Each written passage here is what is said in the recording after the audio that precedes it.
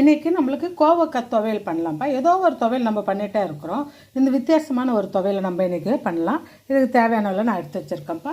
இதோ காஞ்ச மிளகாய், பெருங்காயம், சீரகம் எல்லாத்தையும் எண்ணெயில் பொரிச்சிக்கலாம்.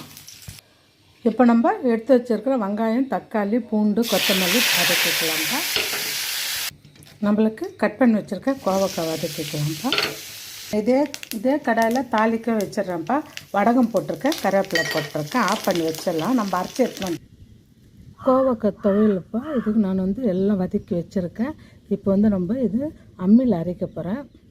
இப்போ நம்ம எப்பயுமே அம்மியில் அரைக்கிறதா இருந்தால் முதல்ல தனியா, மிளகா, புளி இதெல்லாம் வச்சு வட்ட அரைச்சிடணும்ப்பா. இப்போ மிளகாவை நம்ம நைஸாக அரைச்சிட்டோம்ப்பா.